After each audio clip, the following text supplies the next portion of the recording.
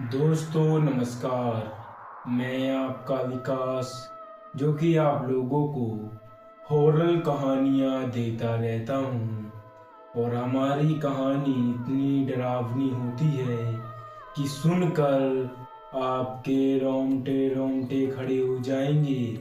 अगर आप हमारे चैनल पर पहली बार आए हो तो सब्सक्राइब ज़रूर कर लें, जिससे कि हॉरर कहानी आप तक सबसे पहले पहुँचे। ज़्यादा समय ना गवाते हुए कहानी को स्टार्ट करते हैं। ये कहानी बिल्कुल रियल घटना बताने जा रहा हूँ। हमारे गांव में एक क्रिकेट ग्राउंड था और उस क्रिकेट ग्राउंड के पीछे एक कब्रिस्तान था। दोस्तों, हम लोग सभी बच्चे उस ग्राउंड में बैट बॉल खेलने के लिए जाते थे और वहाँ पर खेलते थे। एक दिन दोस्तों इतना जोरों का शॉट मार दिया कि बॉल जाकर सीधी कब्रिस्तान में पहुँच जाती है। मैं अकेला ही कब्रिस्तान में बॉल लेने के लिए जाता हूँ। मैं पूरे कब्रिस्तान में बॉल ढूंढता रहता हूँ, लेकिन मुझे बॉल कहीं नहीं मिलती। फिर मैं देखता हूँ कि एक कबर के ऊपर बॉल रखी हुई है। मैं कबर के पास जाता हूँ और मैं बॉल जैसे ही दोस्तों उठाता हूँ, मैं देखता हूँ बॉल पे खून लगा हुआ है। मैं डर जाता हूँ। मैं भागते भागते तुरंत ग्राउंड में आ जाता हूँ और मैं सभी अपने दोस्तों को दिखाता हूँ कि इस बॉल पर खून लगा हुआ है। मेरे दोस्त सभी मेरा मजाक बना रहे थे कि हमें तू पागल समझ रहा है क्या? तू कहीं और से खून लगा के ले आया और हम लोगों को उल्लू समझ रहा है। तुम हम लोगों की बैटिंग करवा। मैंने फिर नहीं खिलाया। मैंने कहा अब तो मैं घर जा रहा हूँ, मैं यहाँ नहीं रुकूँगा।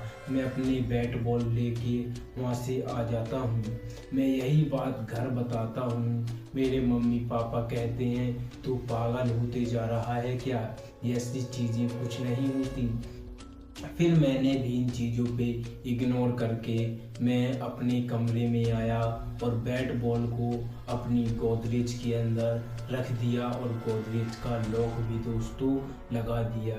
फिर खाना पीना खा कर मैं सोने के लिए अपने बेडरूम में आ जाता हूँ। फिर जैसे ही मैं सोता हूँ दोस्तों, थोड़ी देर बाद मुझे कुछ ऐसा महसूस होता है कि जैसे कि गोदरेज में कुछ हलचल मच रही हो। कोई ऐसा आवाज़ आ रही थी जैसे कि कोई बैट बॉल गोदरेज के अंदर ही खेल रहा हो।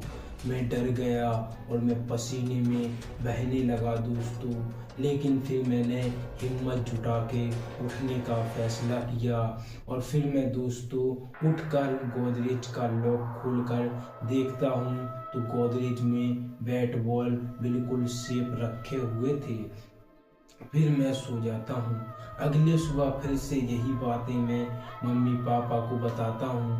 मम्मी पापा बोलते हैं तू पागल हो गया, तुझे पागल खाने पहुँचाना पड़ेगा। मैंने कहा नहीं, ये मैं हकीकत बात कह रहा हूँ। फिर मेरे मम्मी पापा ने भी थोड़ा विश्वास करके देखा और फिर मेरे पापा जी ने तांत्रिक को बुलाया।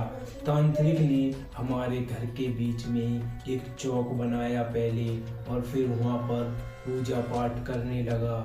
और फिर थोड़ी देर बाद दोस्तों मुझे कुछ हो जाता है और फिर ये सारी घटना मेरे पापा ने मुझे बताई थी। जैसे ही मुझे कुछ हो जाता है मैं अजीबोगरीब आवाज़ें बोलने लगता हूँ और बहुत ही डरावना आवाज़ें बोलता हूँ। वो दोस्तों मैं नहीं बोल रहा था, मेरे अंदर एक आत्मा वास कर गई थी। वो आत्मा बोल रही थी मैं इस लड़के को नहीं छोड़ूंगी। ये मेरे कब्र पे क्यों आया था? इसने मुझे सोता हुआ जगा दिया था। अब मैं इस लड़के को नहीं छोड़ूंगी। लेकिन दोस्तों तांत्रिक तो तांत्रिक ही होता है। तांत्रिक ने जैसे ही मेरे ऊपर गंगा जल फेंका और मैं ठीक हो गया। उस दिन से दोस्तों मैं कभी ग्राउंड में बैट बॉल खेलने के लिए भी नहीं नहीं जाता, क्योंकि जो घटना मेरे साथ घटी हुई है वो मैं ही और मेरा दिल ही जान सकता है। दोस्तों, अगर ऐसी ही आप और रियल कहानियाँ हॉरर चाहते हो तो हमें ज़रूर सब्सक्राइब कर लें दोस्तों। और जब तक के लिए दोस्तों, नमस्कार।